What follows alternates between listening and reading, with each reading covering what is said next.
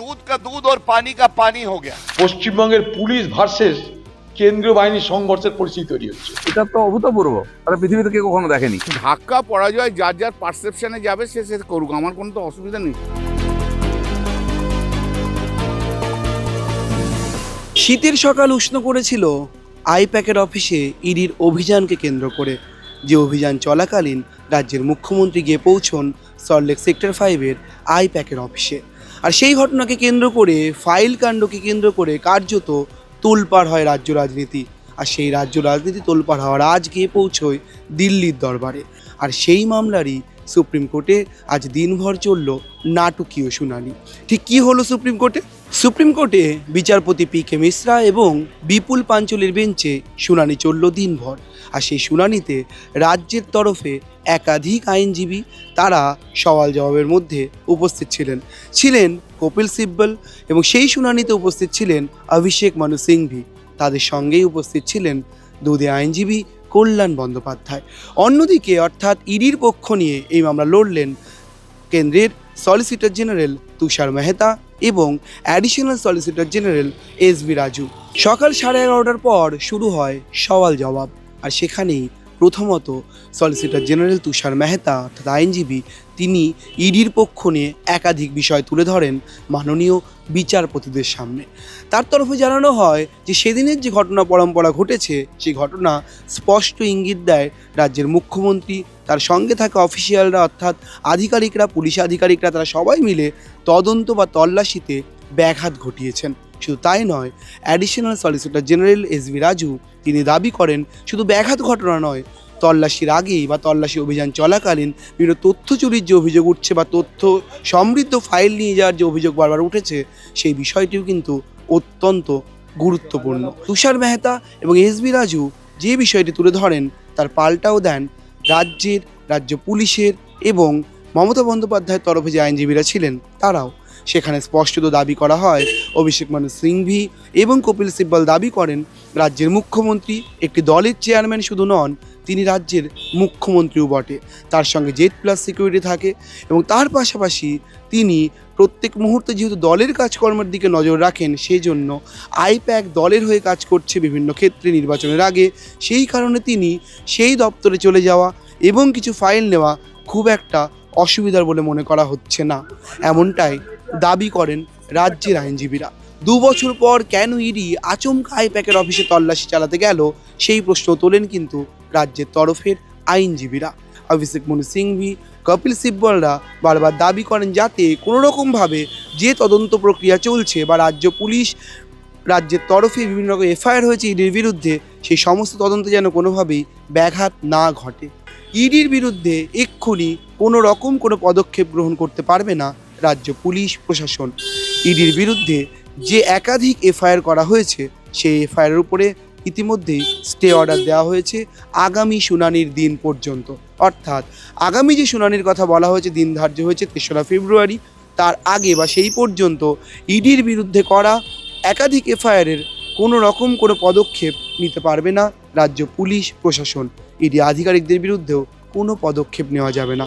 এর সঙ্গেই এই মামলার সঙ্গে যুক্ত সমস্ত পক্ষকে ইতিমধ্যেই হলফনামা জমা দেওয়ার নির্দেশ দিয়েছেন বিচারপতিরা। নোটিশ ইস্যু করেছে এবং 2 সপ্তাহের মধ্যে এফিডেভিট দিতে বলেছে। এবং যে সমস্ত কেসগুলো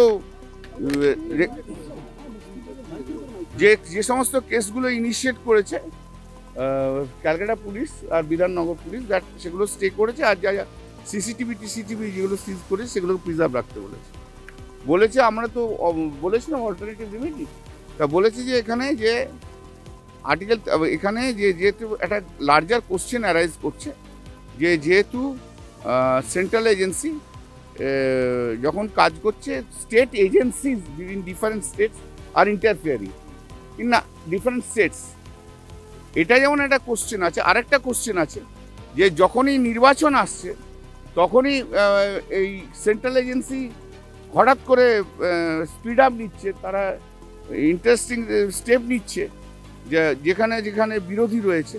that is also matter, that is also required to be heard. 3rd ফেব্রুয়ারি ম্যাটার আসবে, তখন শোনা ধাক্কা পরাজয় যার যার পারসেপশনে যাবে সে সে করুক, আমার কোনো তো অসুবিধা নেই। আমার মনে হয়েছে আপনি সুন্দর, আপনাকে সুন্দর বলুন, আমার মনে হয়েছে ধরুন মশাই আপনি বাজে দেখতে হাইকোর্টের শুনানিটা হবে না।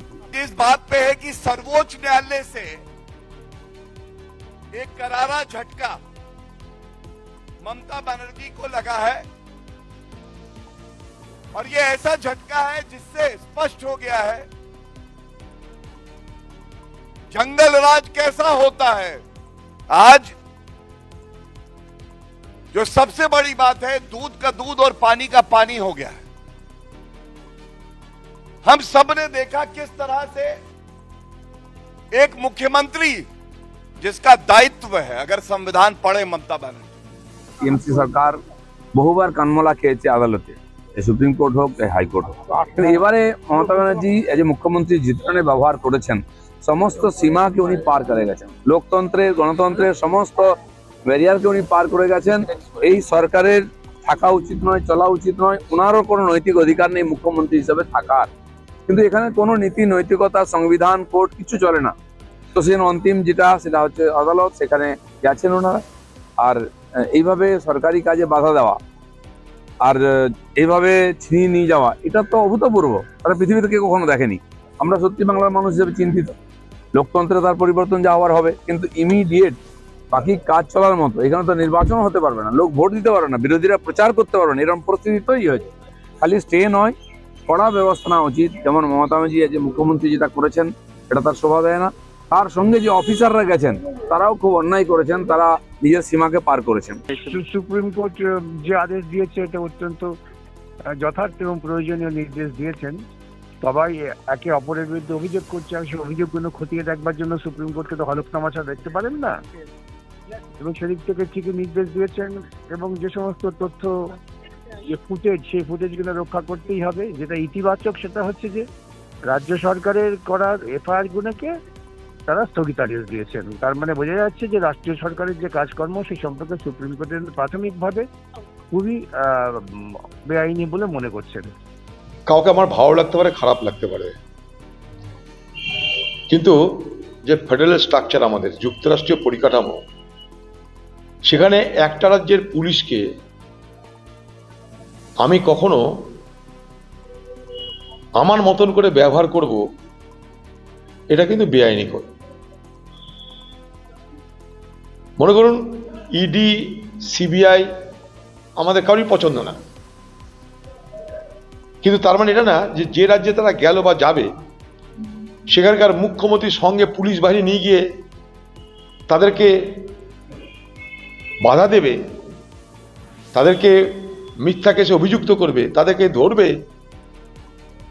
মানে যা চলছে তাতে আগামী দিনে পশ্চিমবঙ্গের পুলিশ ভার্সেস কেন্দ্রীয় বাহিনীর সংঘর্ষের পরিস্থিতি তৈরি হচ্ছে।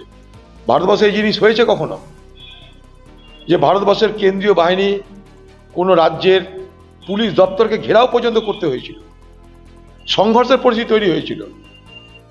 তাই রাজ্য এবং কেন্দ্রের উভয় পক্ষেরই উচিত এই জায়গাটায় ব্যালেন্স ঠিক করা। কিন্তু এখন দেখার এই আইপ্যাক এবং ফাইল কাণ্ডের পর সুপ্রিম কোর্টের এই রক্ষা কবচ এবং এই চূড়ান্ত নাটকীয় শুনানির পর আদতে এই বিষয়টির জল আর কত দূর গড়ায়। ক্যামেরায় শুভজিৎ মুখোপাধ্যায়ের সঙ্গে সোমনাথ রায় এবং রমেন দাসের রিপোর্ট, সংবাদ প্রতিদিন .in।